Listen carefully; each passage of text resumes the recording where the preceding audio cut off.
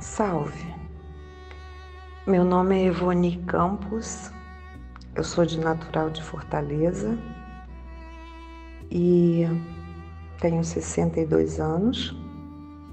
Conheci a cultura racional com meus 11 anos de idade.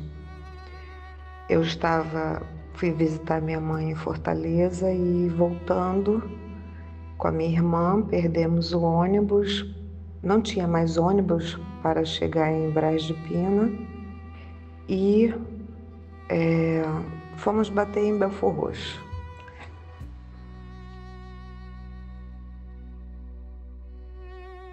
Chegando lá em Belfor Roxo, fomos na casa de uma irmã que morava em frente à casa do seu Manuel Jacinto Coelho e pedimos para ficarmos lá para no dia seguinte nós irmos para Braz de Pina. E ficamos, eu muito cansada da viagem de ônibus de Fortaleza para o Rio, e no momento que eu estava deitada, alguém bateu na porta e perguntou quem era que estava na casa. E a minha irmã falou: seu Manuel, é a minha irmã e a irmã dela por parte de mãe, mas amanhã elas vão embora. Aí ele falou assim: a mais velha vai, a menor fica, que era eu. E eu escutei, fingindo que eu estava dormindo e sem entender. Aí a minha irmã falou assim: não, seu Manuel, eu já tenho 2 crianças aqui e mais uma. Aí ele repetiu: a mais velha vai, a mais nova fica. E amanhã você leva a minha filha para eu vê-la porque eu estou com saudade. Aí eu falei: eu, hein, nem me conhece, já está querendo ser meu pai? Mas eu fiquei curiosa. E no dia seguinte a minha irmã chegou para mim e falou: olha, se você quiser ficar aqui, você tem que ler esse livro. E eu, como eu estava curiosa em saber quem era a pessoa que falou que era meu pai, eu falei: tá bom. Ela me deu o livro, eu comecei a ler. E depois do almoço ela falou assim: agora a gente vai lá na casa do seu Manuel, que eu vou te apresentar a ele. Aí, chegando lá, ela me deu uma camisa da cultura e nós chegamos na casa do seu Manuel. Ele estava sentado, tinha várias pessoas assim ao lado. Eu sabia que era ele porque ele estava numa cadeira assim, né? Em frente de várias autoridades. E quando eu cheguei, ele levantou e falou: minha filha, venha me dar um abraço, que eu estou com muitas saudades. Aí eu olhei para ele e fui ao encontro dele. No momento que eu dei um abraço nele, eu senti uma saudade que eu nunca tinha conhecido na minha vida e eu comecei a chorar. Eu não entendia que eu era uma criança, mas a saudade era muito grande e eu fiquei abraçada com ele. Ele falou: ela também está emocionada. E num abraço que eu estava dando, eu não sentia, eu sentia como se fosse, era tão leve, e ele era tão cheiroso, era tão leve o abraço dele que parecia que eu estava abraçando assim algodão, alguma coisa do tipo. E desde então eu nunca mais quis ficar longe dele. E aos meus 16 anos, o seu Manuel já estava no retiro e eu fui morar no retiro. Depois pedi ele para sair. Ele me liberou, falou que o mundo racional tinha me liberado eu tive filha e depois eu tive uma gravidez tubária. E nessa gravidez tubária eu tive hemorragia e fiquei em coma. Uma irmã minha foi no retiro e chegou falando com a secretária na época dele, a Jo, dizendo que eu estava em coma, e a Jo perguntou meu nome, ele falou, ela está falando de quem, Jo? E a Jo falou, da sua filha, porque se falasse meu nome, ele não falava nada, e quando ela falava sua filha, ele sabia que era eu. E ele chegou para minha irmã, ele levantou, isso minha irmã falando na época o que aconteceu, ele ficou em pé, olhou bem para fora assim do retiro e falou para minha irmã, pode ir embora que eu vou lá agora. E eu estava 2 dias em coma, perdi bastante sangue, e no entanto eu acordei e vi 7 médicos em minha volta, perguntando se eu estava bem. Aí eu falei, poxa, 7 médicos, bonitos, todos eles bonitos. Eu falei, eu acho que eu morri. Mas eu fiquei quieta. Aí teve um que perguntou, você está bem? Eu falei, estou. Ele, onde que dói?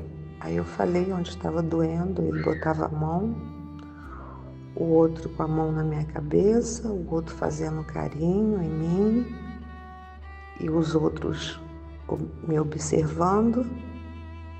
E eu fiquei quieta, sem entender nada.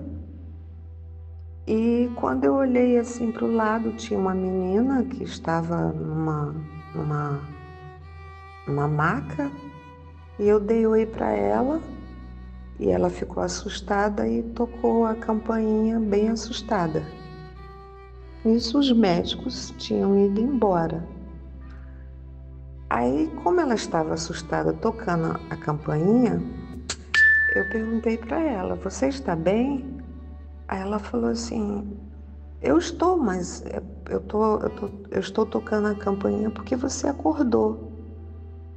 Aí eu falei, ué, mas tu tá fazendo, eu tô chamando o médico para vir aqui para falar com você, para ver você.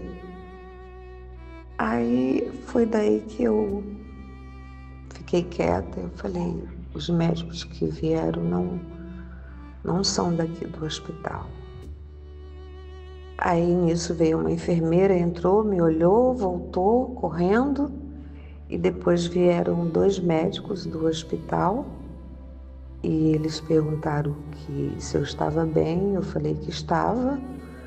E ele, você está sentindo alguma coisa? Eu falei, não. Você quer alguma coisa? Eu falei, quero, chá com torrada. Eles não entenderam nada e chegaram para mim e falaram, porque devido ao coma, os remédios que eu tomei, eu não podia mais amamentar, que eu não ia ter leite, e minha filha estava com 8 meses só de nascido, e eu tinha acabado de ter uma gravidez tubária. E, no entanto, eu amamentei a minha filha até 4 anos, dei mamar mais para 5 crianças da vizinhança que tiveram filhos junto comigo, que uma não tinha leite, a outra teve problema, a criança teve problema de saúde e tal. E é isso.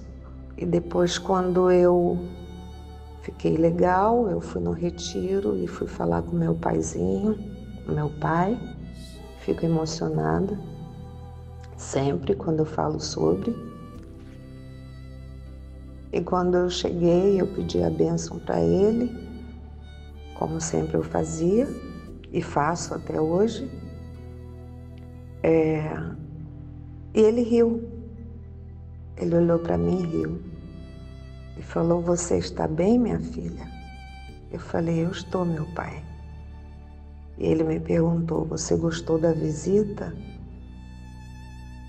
Eu falei, meu pai, eu vim agradecer por causa da visita. Ele, então tá. E é isso. Então, é um relato que é muito importante para mim, muito importante, e que sirva, né, para os leitores, para os que não conhecem o livro Universo em Desencanto, que passe a conhecer, porque não é desse mundo.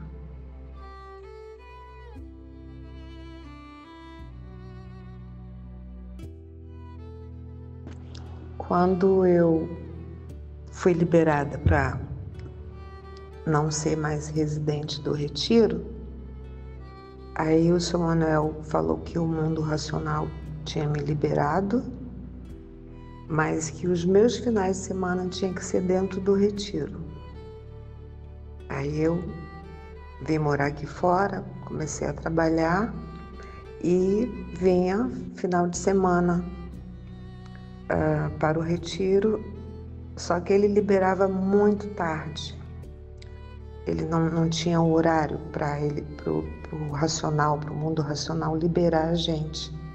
Então, às vezes era meia-noite, 1h, 1h pouca da manhã, e nós pegávamos o ônibus e eu tinha que descer na Avenida Brasil e andar 2 quarteirões para chegar na minha casa, que era uma casa de esquina. E dentro do ônibus eu andava com um salto bem alto, eu já tirava a minha sandália e saía correndo, né? Já era bem tarde, até eu só parava quando eu chegava na minha casa, E, no entanto, um domingo eu desci do ônibus, saí correndo e vinha dois homens e eles falaram que o primeiro que a gente vê, a gente pega, que no caso seria para assaltar.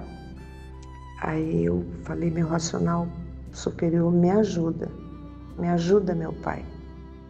E eles estavam vindo na minha frente e eu passei por eles. Eu estava quase chegando na esquina da minha casa. Eu passei por eles e eles não me viram.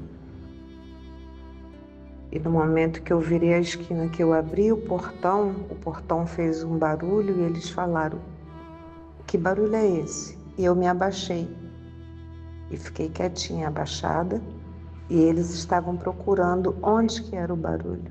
Foi daí que eu percebi que eles não tinham me visto. Eu agradeci, entrei, e na semana seguinte, no outro final de semana, eu fui para o Retiro e cheguei, falei com o Sr. Manuel e agradeci a ele, relatei o que tinha acontecido. Aí ele falou que eu não saísse mais tarde. Ele falou, minha filha, você vai sair agora mais cedo. Não podemos abusar. Então eu saía às 5h da tarde de lá do Retiro, mas eu sempre ia. É isso.